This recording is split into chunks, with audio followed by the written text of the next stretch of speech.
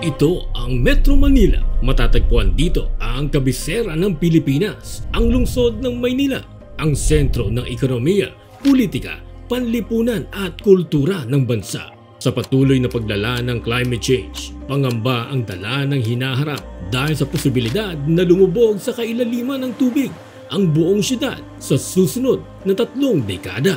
It's time, Solid Archers. Welcome to Archlight, kung saan asintado ang bawat kaalaman. Sa patuloy na pagtaas ng level ng tubig, mas apektado ang mga lugar na malapit sa tabing dagat tulad ng Maynila.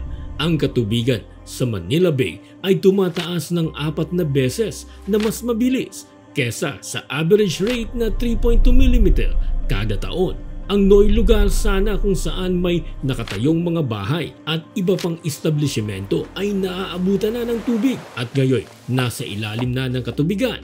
Ang mga residenteng malapit sa baybayin ay paulit-ulit na lumilikas sa tuwing umaabot na ang tubig sa kanilang mga bahay.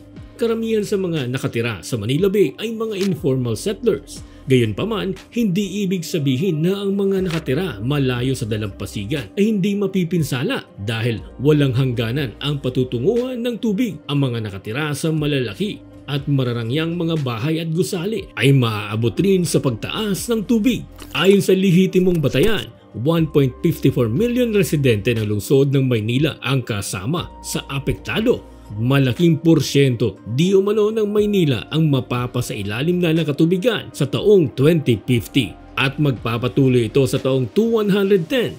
Tinatayang 4 hanggang 10 metro na ng tubig ang babalot sa kalupaan ng Metro Manila. Ang punot dulo kung bakit lumulubog ang Maynila ay sanhi ng kakulangan ng malinis na tubig para mapantayan ang pangangailangan ng isang lumalaking populasyon.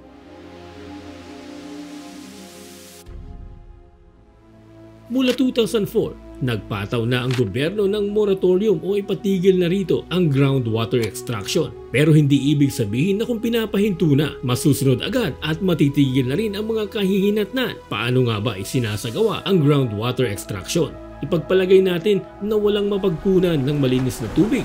Kaya pag nagkaroon, huhukayin ng lupa para mailagay isang balon o bomba ng tubig. Ang tubo ay aabot sa malalim na parte ng lupa kung saan matatagpuan ang aquifer o imbakan ng tubig. Sa kasamaang palad, hindi lamang 100, 1,000 o di lalagpas sa 10,000 ang naninirahan sa Maynila na nangangailangan ng malinis na tubig. Ayon sa 2021 census ng World Population Review, tinatayang nasa mahigit kumulang 14 million ang nakatira ngayon sa Metro Manila. So I wonder ilang balon o bomba ng tubig kaya ang naitayo sa Maynila?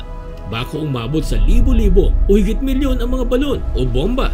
So habang ginagawa ang groundwater extraction, unti-unting nauubos ang supply sa aquifer at kasabay nito, nagkakaroon ng land subsidence o paglubog ng lupa. Normal na maubos ang supply ng aquifer pero dulot ng mga ipinapatayong mga bahay at ibang infrastruktura para sa lumalaking populasyon, natatabunan na ang mga lupa. So kapag umulan, hindi na madaling magawang sisipin ng lupa. Lagot, lagi pa naman ding dinadaanan ng Metro Manila ng mga sakuna tulad ng mababangis na bagyo na nagdudulot ng matinding baha sa Kamaynilaan. Tulad noong 2009 na lampas tao ang baha ang naipon sa bagsik ng Bagyong Ondoy. Isa pa sa malaking hinaharap na problema na nagdudulot ng sakit sa tuwing bumabaha sa Maynila ay ang problema sa pagtatapon ng basura. Sanhi ito ng kakulangan ng aksyon ng gobyerno at kawalang disiplina ng taong bayan.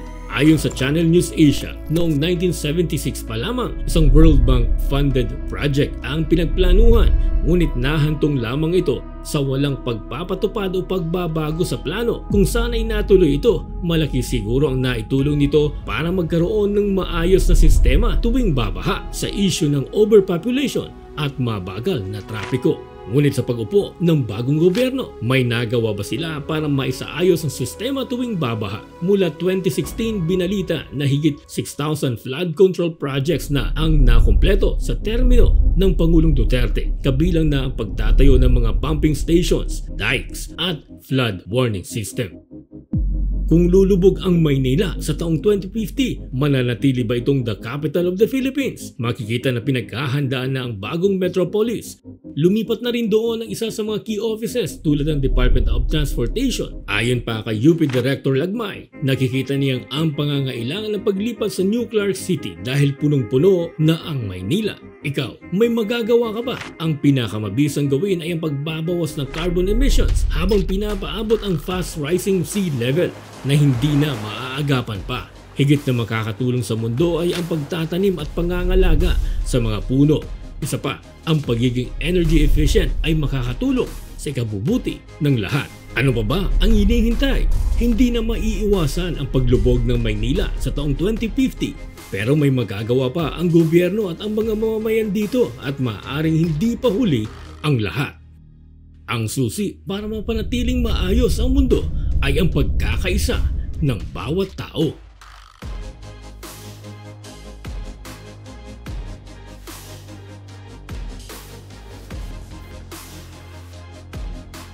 Solid Archers, kung meron ka mang reaksyon sa video ito, i-tweet gamit ang hashtag Archlight at hashtag Asintadong Kaalaman. Maraming salamat sa panunood.